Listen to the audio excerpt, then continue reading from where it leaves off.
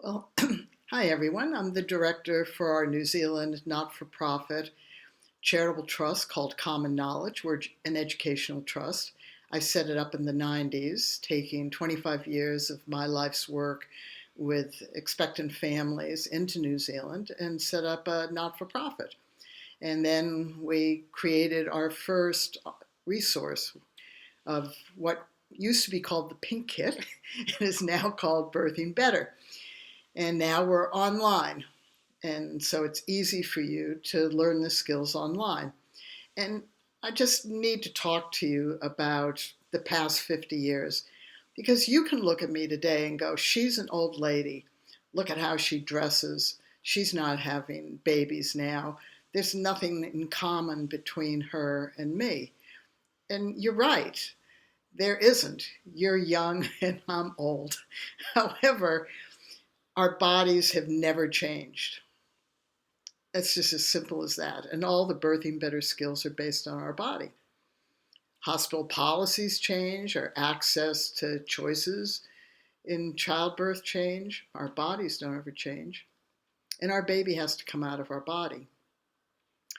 And the other thing that doesn't change is we all blink, we all cough, and we can tighten up our rectum, whether we're a man or a woman. Our clothes may change. We still may have the same religions or languages or cultures, choices or lack of choices. But childbirth, pregnancy and childbirth has gone on since humans have existed.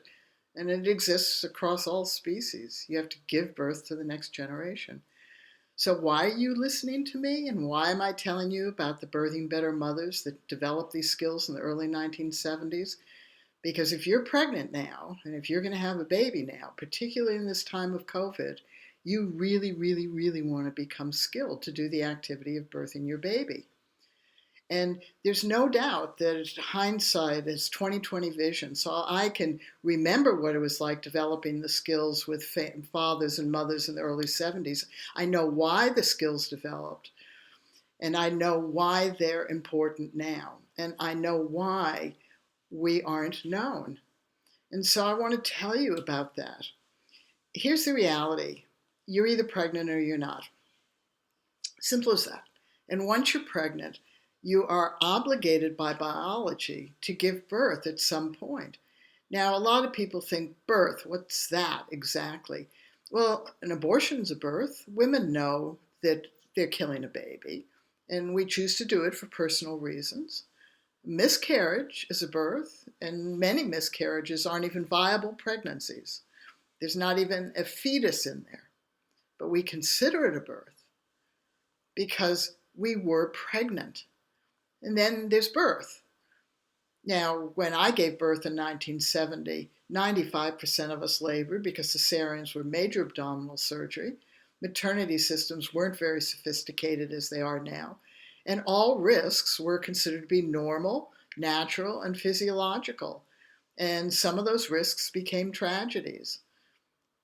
So when we labored, many of us just coped, others suffered, some found labor easy. Some of us labored for hours, and some of us labored for days. Some of us had good outcomes, and some of us had poor outcomes. Remember, in the early 1970s, IUD wasn't invented. The pill wasn't invented. Rogam for Rh negative wasn't invented. So the epidurals weren't invented. Right? Ultrasounds weren't invented. Constant fetal monitoring. So when I look back at the early 70s compared to now, it's in my lifetime, and honestly, it's a very, very quick change. In the United States, there was one thing in our favor, and it was in our favor on the one hand, and on the other hand, it's what started the problem that you're experiencing now, which is, what are you doing in your birth? What are you doing about preparing for your birth?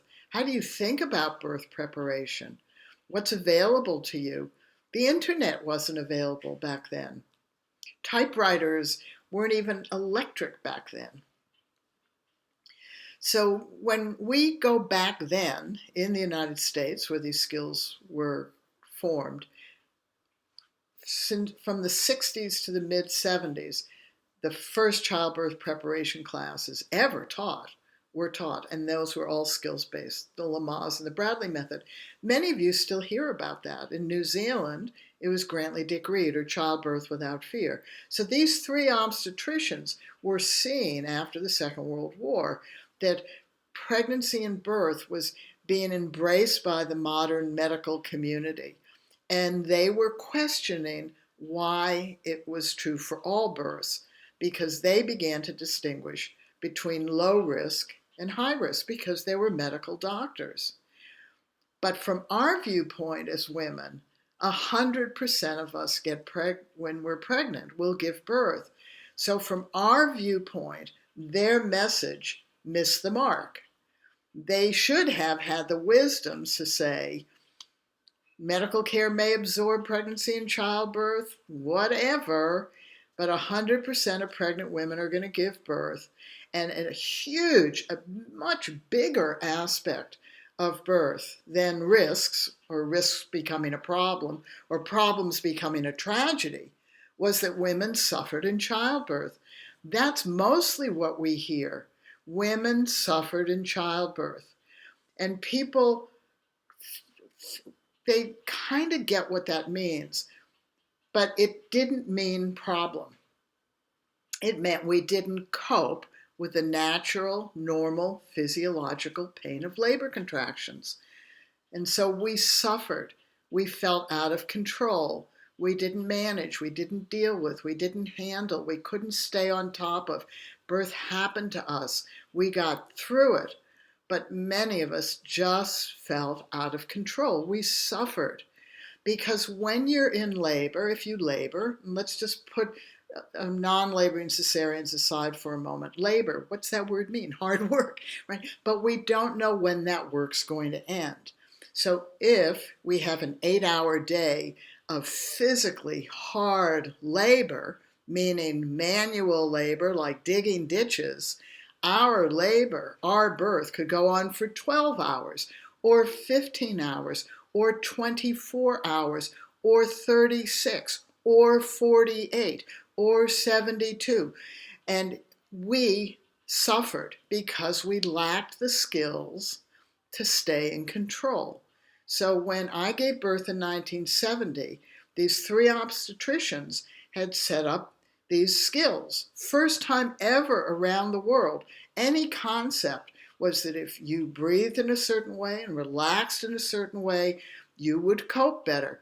But those three obstetricians, as I just mentioned, missed the mark because 100% of pregnant women are going to give birth. And as long as we're conscious, all of us can learn breathing skills and relaxation skills, if nothing else. But they focus, because they're obstetricians, on this divide between low risk and high risk. And so they said, if low risk women learn these skills, then they can achieve a natural birth, whatever that meant, pain-free labor, goodness, wouldn't you love, and without medical intervention. So these three obstetricians, and today this is still true because New Zealand has a midwifery model of care, which is premised on pregnancy and childbirth or normal life events that rarely require medical care. And even though they service, the New Zealand midwives service 98% of pregnant women, there is still a separation between low risk and high risk. But here's the thing that we knew back in the 70s when the mothers and fathers who developed birthing better, we knew that our high risks had nothing to do with how easily our baby could come out of our body or how well we could cope with the natural, normal, and physiological pain of labor. There wasn't a correlation between risk and how easy a baby could come out or how well we coped. The same way, if there was no risk, if we were low-risk women, that did not guarantee that we had a good outcome, nor did that guarantee that we coped or managed well. Our low risk in pregnancy had nothing to do, by and large, with how easily our baby could get out of our body and how well we coped. And this is true today. And this is one of the reasons that so many women have so much blame, shame, guilt, disappointment, anger, frustration, and birth trauma, emotional birth trauma, because they may have seen themselves as low risk. They then made choices and made a birth plan to do what was considered to be a low-risk birth, and found one of two things. Either they suffered, they couldn't get through labor, they suffered, the labor went on and on and on and on, or risks developed that became problems. Very few problems, by the way, become tragedies. Infinitely more women suffered in childbirth. So when Lamaze and Bradley said this group of women should learn skills, yet all of us were taught skills because those were the first childbirth preparation classes. So we went into the hospitals with all the fiddle, the assessments, monitoring procedures that are now called interventions, right? But now they're different. So that's another story, right? And we had all those things. So we got shaved, we had an enema, we'd lay on our backs, all those things. We had episiotomies, all those things. But we breathed, and our husbands helped us cope better. My generation of mothers and fathers felt really positive about their birth. Really positive about their birth because we had some control. So that's when birthing better started to develop. And the mothers and fathers who developed those skills, because I don't have any interest in birth, still don't 50 years later. I'm passionate about our being skilled. And when you think of it from a human viewpoint, just think of it as a human viewpoint. Okay, we love being skilled. Absolutely love being skilled. All of us do. So we love being skilled. Doesn't matter what it is. We just love being skilled. And we feel stupid when we're not skilled. And we feel clumsy. So let's take a look at some other naturally occurring physiological things. Let's compare apples to apples. Horny. What about sex? You really want to have sex. But you've never had sex. Let's just do an imagination. You're horny. You want to have sex. Man or woman. Okay, and let's just say to this couple, they want to have sex. And 9 months later, they're told, yep, you can have one experience. How would that go if all they were taught is about menstrual cycles and about erections and about ovulation and about an orgasm? If they're just taught information, if they're just given knowledge, how good do you think that experience is going to be? Well, when fathers and mothers and I developed these skills in the 70s, we knew what that experience would be. Guys would ejaculate almost immediately, and women would go, right? So what solves that problem? We learn skills to become good lovers. And you have to apply those skills when you start to have sex. But let's ask the question, how long does a good sexual experience last compared to birth?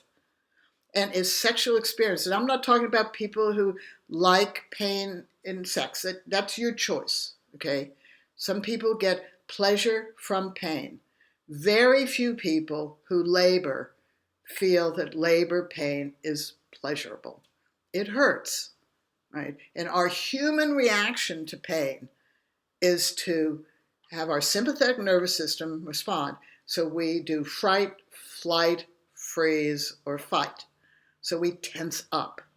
And in labor, remember, we're putting the non-laboring cesareans over there for a minute. In labor, we have to be counterintuitive because we have a big object coming out of our body. So we have to soften and open. So now let's talk about hunger. That's a physiological thing. So we get hungry and we want to eat. So if you go to a country where you don't know the foods, do you know what's safe to eat? No, you don't. We humans are not instinctive to what is safe any more than we are instinctive to know how to birth or instinctive to know how to be a good lover. We're not instinctive. And for any of us who are parents, well, we damn well know that because we spend months, years taking things out of our kids' mouths. So if humans were instinctive about what's safe to eat, children wouldn't put stuff in their mouths the way that they do. So hunger is just hunger. We can just stuff our face. But to be a good cook, you have to learn skills. So when we look at giving birth compared to having sex, compared to being hungry, they're all three of them normal, natural, physiological, human processes. Okay? We eat 3 times a day at least. We have sex, well, that's up to you, right? How many times do we give birth? Very infrequently. Now, I've worked with women who give birth 20 times, right? That's 20 times in your life, right? So When we look at this, it's an infrequent experience. We can't get out of it. So if you're hungry and you cook and you don't like it, get up on the table, don't eat. If you're having sex, not happy, you can stop it, right? But once you're giving birth, you cannot get out of it. You can't take a break for 5 minutes. You can't give it to somebody else to do. Nobody can do it for you. It's an activity, often associated to pain. It has no defined end until it ends. It is life transforming. It is dynamic. It spits you out from being pregnant to being a parent. Don't you think that our humanity would want to elevate that activity to being skilled? And in 1970, when these skills started to develop, there was almost that opportunity to do that, except these three obstetricians focused only on low-risk women. And they focused only on the achievement of having a natural birth without medical care. And it was those guys that were the foundational movement to the next generation of natural birth advocates that are well known in the 80s, that the books that you're reading today. And in the 70s, when mothers and fathers developed Birthing Better, we followed the 100% of pregnant women will give birth. Giving birth is an activity each of us has to do with our baby alone. Each woman does alone with her baby, even if she's in a room of 1 billion people, even if she feels safe, even if she's in the middle of war, even if she's had a good diet or she's been starving. We all have to give birth once we're pregnant. Even if we have a good experience or we suffer, even if we have a good outcome or we have a tragedy. All of us have to give birth by ourselves alone. It's on us. Wouldn't you think that us, women, would want skills?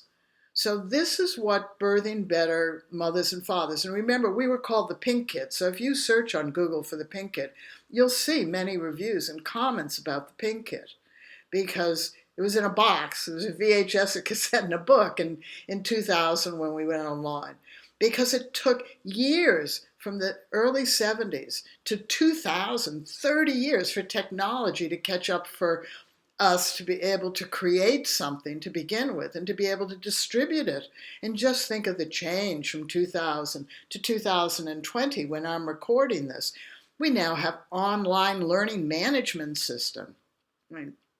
So when we started to develop the skills, I happened to work with just ordinary people like you, like me. I'm not trained. I'm not a doula. I'm not a midwife. I'm not a childbirth educator. I'm certainly not an obstetrician. Never had anatomy and physiology. I had an interesting life because I wanted to learn skills that humans could learn had before we had refrigeration and electricity. And so I lived a lot in developing countries. Not about birth. And I want to tell you about birth. If you think that women knew how to birth before the medical community, you are mistaken. Women have never known how to birth. We don't know how to birth. We don't have any history of knowing how to birth. We just birth. And we follow a global truth that has always existed and always will exist and will never, ever, ever, ever, ever, ever change. You never know what your birth's going to be like. And babies don't come to plan. Now, certainly people who plan a cesarean, that's one of the things they're trying to reduce, this unknown. So they're saying, if I have a cesarean, I'll know what day it is. But you don't, even though most women recover fine from a cesarean, most babies recover fine from a cesarean, you never know what your birth's going to be like. So the approach that we took as fathers and mothers back then was very simple. We learned skills for our birth, for all births. And people ask me to carry those skills forward. And in the early 1970s, I thought that was a great idea. But I ran into a problem right away. And it was a collective problem and an individual problem for me, because I was the one who was going out and explaining this idea. And this idea was 100% of pregnant women will give birth. And it's an activity that each of us is going to do. And it should be normal and natural for us to learn skills. and then use those skills to work through the activity of birthing our baby. That was the idea that families asked me to put forward in the early 70s.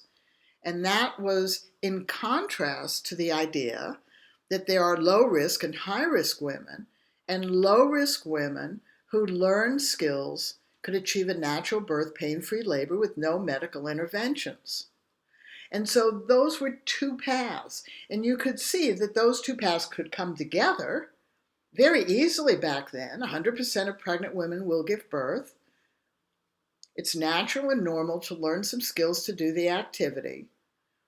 And in reality, if the activity moves along well, it's less likely that you're going to have a lot of medical care, other than that you're going to have the care that are the standards of care, the evidence-based practice, or the guidelines to practice that the place you birth in, or your birth providers, whether they're even at a home birth, if you're working with a midwife who is licensed in a profession, she has standards of care. And I was involved in the US in the early 70s and 80s in conversations in 5 states, because there were no midwives, about what the protocol should be. And what was clear back then was midwives lied on their notes.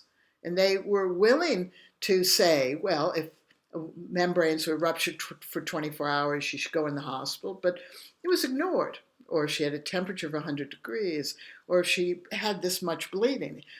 People subjectively assessed based on what the woman felt, what indications there were. And if everything looked okay, people just carried on. And if it didn't look okay, then they went into the hospital. And often when they went into the hospital, everything was fine, right? There wasn't an emergency. So when we developed the skills, I happened to work with very religious families. I'm not. Many of those in the United States back then were never going to see a doctor, and they were all medically high risk, and I had no medical training. So why did they come to me? Don't know. What did I have to offer? I worked on bodies. And what we discovered, and what fathers were so important in developing this, is that birth is an exercise in plumbing. You got a big object, it's got to come out of a container. And because back then, 95% of us labored, we just focused on the labor part. We wanted to cope better because the Lamaze and the Bradley skills didn't work for many of us, partly because they were focused on low-risk women, and many of us weren't, and partly because they were focused on having a pain-free labor, which most of us didn't have, and they were focused on births that didn't have any medical care around them. Now, those families I worked with were very religious. They did not see a doctor. And so they were the ones who actually didn't have any medical care around it, right? But they were also incredibly determined to prevent their risks from becoming problems and prevent their problems from becoming tragedies. And so we had this opportunity in the early 70s to start to develop skills. And we developed skills to cope and manage better, and for fathers and mothers to work better as a team. So when you work through a Birthing Better resource, don't work through the linear learning management system. Work through what you want as a pregnant woman. Just go to whatever skill you want and learn it. And if you're going to be the birth coach, go through and learn whatever skill you want. We couldn't set up a resource that said women learn this, men or others learn this. You just have to go through and find out what you want to learn. And once you've each learned your piece, teach each other. It will cut down on your learning time, because there are a lot of skills. Mothers and fathers wanted to work together better. Fathers wanted to understand what women were saying verbally or non-verbally, so we have a PDF on teamwork. Go figure. Women wanted to figure out, what do you do when you hate the experience? So we have a PDF on our negative voice and how we honor our FFFF and apply our skills. Well, we still hate it. We wanted to have more effective breathing skills that adapted and adjusted and worked in all birth. So we developed breathing skills. Then we developed touch because fathers often wanted to touch us because they wanted to help us. But if it wasn't the right time, right place, and the right way, we'd push their hand off. So we had to develop the right form of touch. We had to start to look at what was labor and what did it mean? How did some women have a 3-hour labor and other women had a 4-day labor? What was happening? Fathers were the ones that figured that out. So for 10 years, we just coped better. And even though we coped better, and all of the staff in the hospitals, all the obstetricians saw us, and they saw us as they were seeing other people using Lamaze and Bradley. So they couldn't distinguish between what we were doing and what other people were doing. And we didn't ask them to distinguish. We were nobodies. I was going out and talking at natural birth conferences, childbirth education, home birth conferences, and then internationally at the same and midwifery conferences.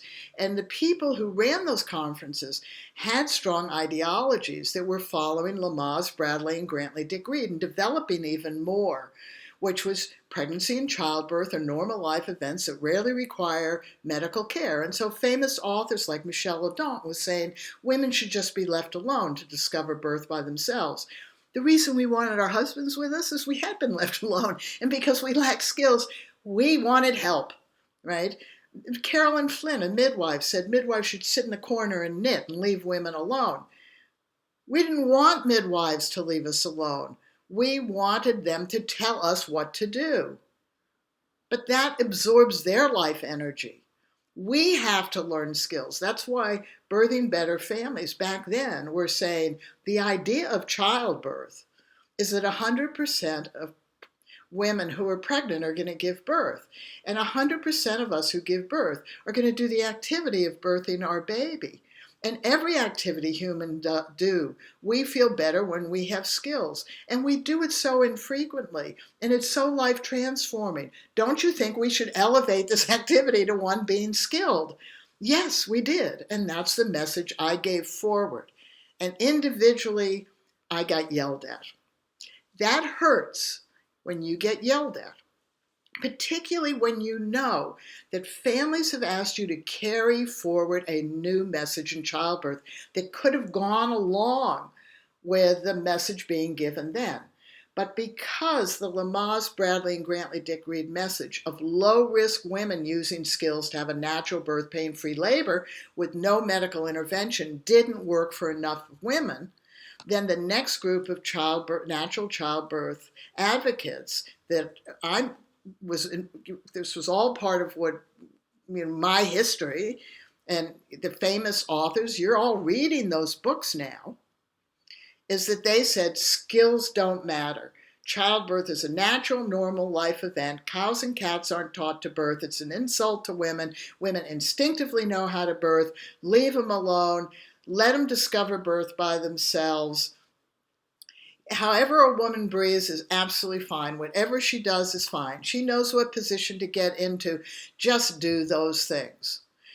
And that was the message. Women don't need skills, but they should have choices. Now, when the choice-based system arrived, which is what you're existing in, it wasn't for women to choose more cesareans or more medical care. It was to say no to medical interventions. And childbirth preparation classes shifted entirely from skills to entirely from information. And today, people still correspond to me and say, it's so important for us to have knowledge. No, the knowledge is not important. You do not need to know what 3 centimeters looks like. You don't really need to know that. You need to know how to cope with the pain of a contraction at 3 centimeters, right? Yes, you need to have the skill to know how to stick your finger up your crotch and to feel if you can feel your cervix opening. If in your mind you're going, I need to know where I am. I need to check what's happening in me. Then you should be able to check. If someone else could put their finger up there, a doctor or a midwife or a staff, why don't you? Why don't we as women know this? That's a skill. And this is what the Birthing Better mothers and fathers developed. We developed skills for everything. By the 80s, our focus on skills shifted, and this is where the talk on the Birthing Better fathers, the fathers really got that we had a big object, exercise and plumbing, big object in a container, got to open up that container so it's easier for the object to come down through and out. All of the body skills came from men figuring out how to create space in a woman's body. And because they have the same body, they could feel it. And once they felt how you could create space in their body, they had no difficulty creating space in the woman's body. And they figured out, after having watched births, seen delays in second stage, seeing women's crotches tear, seeing women's crotches cut, feeling what it's like to be with a woman whose vagina does not repair itself, or it's painful for her to have sex. Men see these things. Why are doctors doing episiotomies? Why are forceps being used? Because women are tight. Can we change that? Yep, we can, and that's what Birthing Better families did. We changed it. We learned the body skills and how to prepare down there. 5 minutes a day for the last 8 weeks of pregnancy. Do you think it's worth it? Of course it's worth it. Is it easy to prepare down there? You can let a big object out more easily if you can create space in your body. So we did that, and we started in the early 70s. By the mid-80s, the skills were pretty much completed. Few skills came in again and again because women and men nitpick the crap out of their birth. Honestly, you'd have a woman say, I was coping fine, and then something happened. And then I didn't know where I was, right? That's a woman who's having a gap. Or I had terrible pain in my hip. Or a terrible pain in my back, right? Back labor. So what did people develop as a skill to deal with back labor? Press in on the sacrum. Now, does that make common sense? If you have a big object in a container, and that object is trying to make room in that container to get through it, does making the space in the container smaller make sense? No, it doesn't. Women taught each other that. When I was pregnant in 1970, you know what the message was for us? Do Kegel exercises, pelvic floor exercises in pregnancy in order to have strong muscles to push your baby out. Think about it. If you have a grapefruit coming through your body, do you want tension? Tense up down there now. Or do you want to be open, soften, and expand in there now? Common sense says open and expansive, but women taught each other incorrect information. And they have since then. I can go online now on YouTube and see births of many, many women who have been told, get into hands and knees to birth. You're upright. No, you're not. You're lying on your belly. The only thing that's upright are your thighs and your arms. You're not upright. You're lying on your belly. And so what happens is your baby falls towards the ground. And it makes it harder for the baby to come down through and out. That's what we had to learn. That's what we had to learn as women to make sense of nonsense. We were told squat. Women used to squat. Traditional women used to squat. Well, most women who live in non-modern societies don't squat ever. They sit with their legs in front of them or tucked under the side. The cultures that do squat, if you look at them, they're all squatting with their knees kind of in front of their body rather than what we as modern women see with knees out to the side. But if you get into a squat with your knees out to the side, you lock your sacrum because you contract the muscles that run from your sacrum to your sit bone. We had to learn this. If you want to squat with your knees front, you can feel those muscles open up and your sacrum becomes more mobile. Or, better yet, get it into an asymmetrical squat. Put one foot down on the ground and put the other knee down. Then you can open and expand down there. You work with your baby's efforts to be born.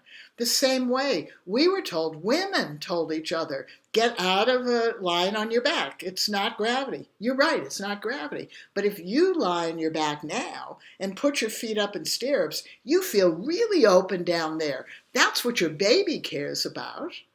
So now get into a semi-recumbent position. Sit on your sacrum. Feel how that space closes. Now your baby's trying to push the sacrum back that's now locked onto a bed. And that's why women are trying to lift their butts, which then contract those muscles, or lift one side, which contracts one side. So instead, why don't you sit with one leg sort of tucked in front of you, and the other foot on the floor? Become asymmetrical and know that you can open up that space.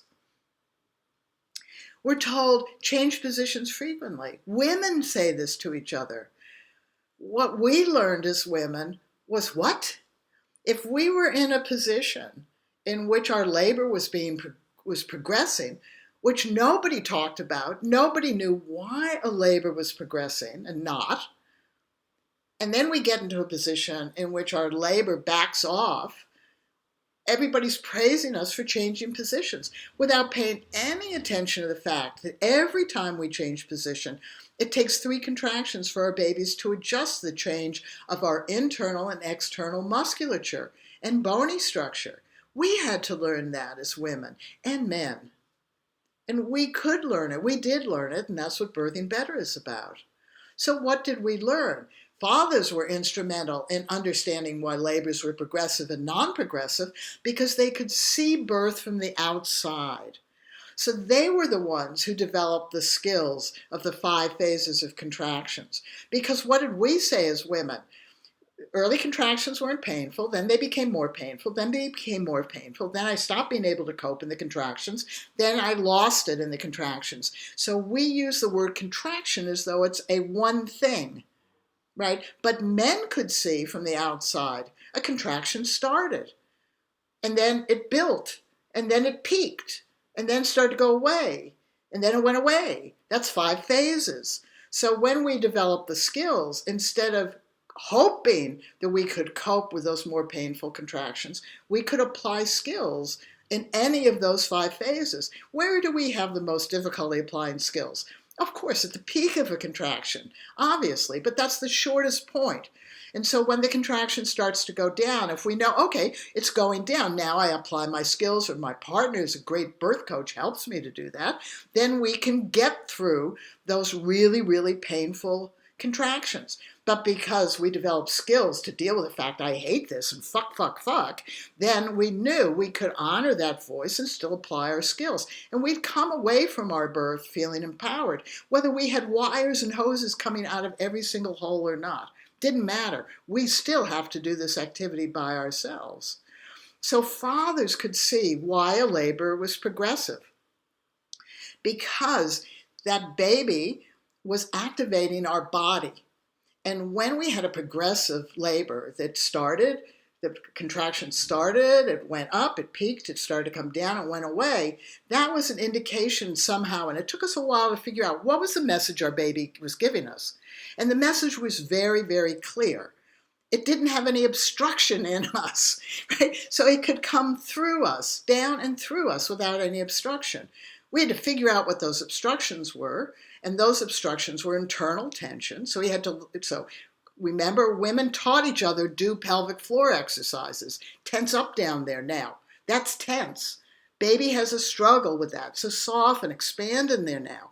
That's what the baby wants. That's what we need to do, is to open that during pregnancy. Bending our space. So some women, if they were sitting right upward, and they bent forward, that space would be bent and the contraction would back off. So what did a backed off contraction compared to one that had 5 phases with a peak? It started to go up, and then it flattened off. It was a plateau, and then it sort of dribbled away or went away. And men could see that. They could see, well, that's not like that. So if we were told change positions frequently by other women, and then we would be in a position where we would have that progressive contraction, but we were told by other women change positions frequently, and we'd get up and start walking. And walking then tightens our internal and external muscles, and suddenly our contractions are more spaced out. They're less painful, they're less progressive. And women, you know what we say to ourselves? Oh, we have a break. And do you know what our baby is saying to us? Oh, for fuck's sake, right? Because our labor is going to be longer. So when we're having a progressive labor, when we lack skills, we do not cope, we do not manage, we can't work through it, we can't deal with it, we can't handle it, we can't stand up, and we cannot feel in control. And that's why we need to enliven the message that we enlivened in the early 70s, which could have gone along with the message that Lamaze and Bradley gave. Except we would have said, instead of they're saying low-risk women, we've said 100% of pregnant women are giving birth. We're all having to do that activity. We all want to do that activity better. We all should be skilled to do this infrequent activity that we have to do. And it should be normal and natural to learn skills in pregnancy and use those skills as our baby's birth activity unfolds, no matter where we birth, no matter who is present, no matter our circumstances, no matter our beliefs, no matter our choices or lack of choices or change of choices or what happens to or around us in birth. When we are skilled, that is where our empowerment lies. And that is why I've spent 50 years of my life doing this. Oh my God. And this is why Birthing Better, or the Pink Kit, as we used to be called, is not known. Because I and that message came up against the ideology of the natural birth movement that believes you should choose to say no to medical care, no to interventions which are now imposed on women and unnecessary, rather than seen of as modern assessments, monitored and procedures. I don't necessarily like them. We don't necessarily like them. But do you really want to go bush? Well, many of the families that I worked with never went to medical care. And so they were birthing in a modern society without medical care, which was fine, right? So we learned skills, and we learned skills so that we used them, and we worked together. Why is this so important now? Why am I talking now? Because after 25 years of going around the world talking about this childbirth trend, that 100% of pregnant women, because you have to repeat this, 100% of pregnant women will give birth. You need to know how to say this to other people, or nothing's going to change. 100% of pregnant women are going to do this activity of birthing our baby, no matter where we birth or the circumstances. So it should be normal and natural for us to learn skills in pregnancy and then use those skills, if for no other reason than to feel in control and not suffer so much, and to be able to work together with our husband or other person. We shouldn't be hiring doulas to take their place, because when the choice-based childbirth trend occurred, fathers were told not to coach anymore. They were told just to support women's choices. Fathers shouldn't tell women what to do. No, they should help them. Do you know why? Right? Here's the reason why. Men are human beings. Women are human beings. I'm a woman. He's a man. We're human beings. We all blink. We all cough. We can all tighten up our rectum. We're human beings, and we thrive on being skilled. And we get pregnant to have a baby together, and we expect both people to parent. So there is a continuity of self that occurs. If we become skilled in pregnancy to prepare our body for birth and to work through our baby's birth journey together, then we will leave birth behind and we will parent together. That's preferable. And fathers even went so far as to develop 10 skills to develop through the 5 phases of pregnancy. And that's on the Udemy platform, udemy.com, as Fathers to Be and Mothers to Be Pregnancy Academies, because they wanted to keep up with the changes in pregnancy as human beings, as men, as fathers to be, as partners, so that they could come through this journey and feel confident as a father. This is good. So you need to start to give the message. 100% of pregnant women will give birth. It's normal and natural to learn skills. Use your skills to do the activity of giving birth. That's true to be. So we, as Birthing Better mothers in the early 70s, developed this phenomenal resource. It's all in modules now, and we have courses for first-time mothers and fathers to be, for birth coaches, if you're having a vaginal birth after a cesarean. We were the first generation to have vaginal births after cesareans, after classical cesareans. We had a risk of a uterine rupture. So we wanted to have a safe vaginal birth. We know how to achieve that. We have 12 different courses, even one quick course for COVID. A lot of the skills overlap.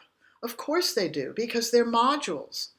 So you need to choose a skill and then just choose what you want to learn first as a pregnant woman, and choose what you want to learn first as a birth coach, and then teach each other's, and just repeat that. And you will then bring these skills together. So this is why I carry it forward. I can't do this alone. How can you help our charitable trust? Well, there are some reasons. Of course, you can subscribe to our YouTube channel. Just click. You can like our Facebook page where this is. You can go to our website, birthingbetter.org or commonknowledgetrust.org, and you can donate to us and help us. We're a New Zealand registered not-for-profit charitable trust. I do all of this without getting paid and have for 50 years. Why? Because these skills are so important. We need to grow a skilled birthing population. We need the message to be simple. 100% of pregnant women are going to give birth. Everybody likes to be skilled. It's an activity we're doing with our baby. We should have skills to do this activity. We don't care if you learn birthing better. Learn any skills. Become skilled. Please become skilled. And please pass on this message to each other. Please do. Okay? They work well with choices. And they work well when you lack choices. And they work well when your choices change. And they work well when birth unfolds, unlike anything that you imagined. And they work well in cesareans because you can enjoy preparing your body. Your body's preparing to have a labor and a vaginal birth. Your mind knows you're not. So enjoy it. Become more intimate with your baby and with your partner. Enjoy it.